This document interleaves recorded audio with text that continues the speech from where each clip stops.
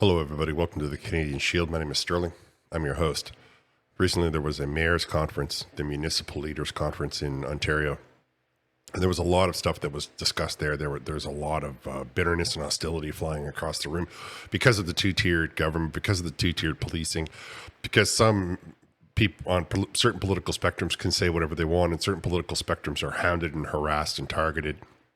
And a lot of people were calling out the federal, provincial, and municipal governments for permitting to have a two-tiered system, which is exactly rooted in the lack of freedom of speech, right? Freedom of expression is a permissible thing in Canada. And I know that you, my audience, want me to just go into it deeper, and I will. I just want to lay out for you some of the things that people were saying at this conference and how they found the platform to try and confront many of the injustices that are transpiring, or inequalities at least. This one lady, she tore right into him.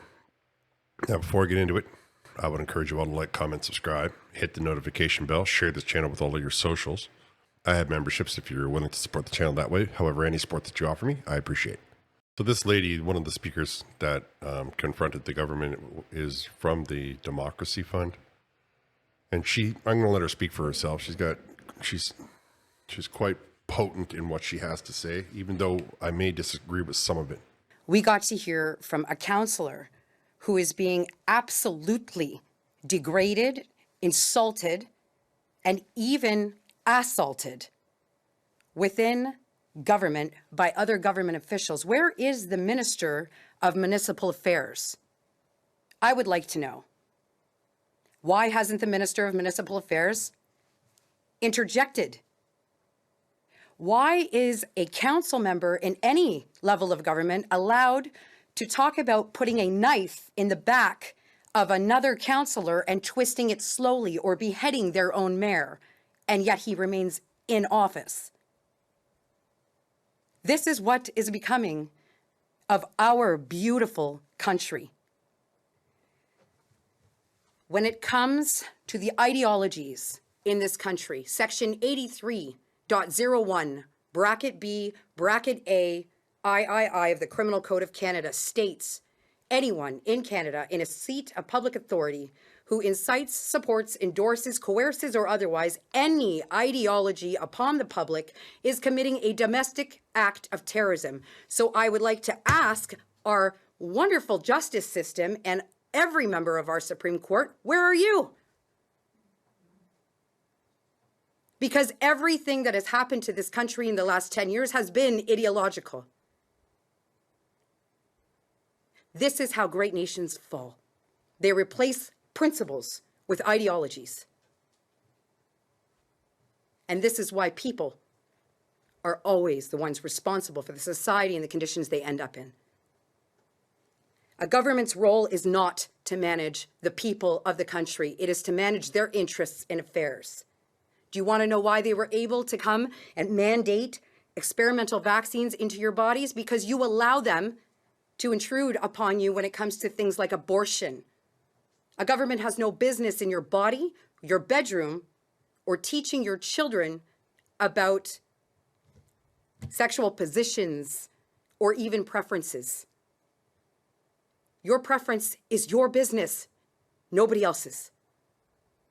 No one has the right to discriminate against you for it, but you don't have the right to shove it down anyone else's throat. Enough. Last time I was here was February 16th of this year, and I presented an introduction to a campaign where we are creating a blockchain voting model that comes with referendums and recalls that will put the policies in the hands of the people permanently and remove them from the intrusion of foreign and corporate entities. Political philosophies applied become ideological, and they are invented and imposed for the purpose of division, because if they can't divide you, they can't control you. And this is a fact.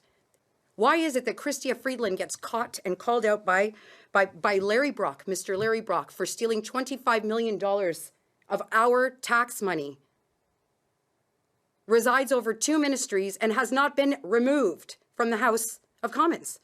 Right now, we have been collecting independents across Canada, and thank goodness Nova Scotia is in the lead. We've got all 55 independent candidates ready to go. So good luck to your political parties, because it's time for the people to take their authority that belongs to them, of which they commission you all to manage, of which you are clearly incapable of.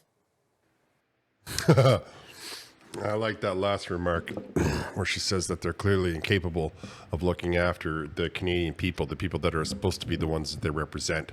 Somewhere along the line in this collective visitation to Davos, the top 0.5% of the world decided that they were going to all shove us into these little boxcars and ship us off to high density.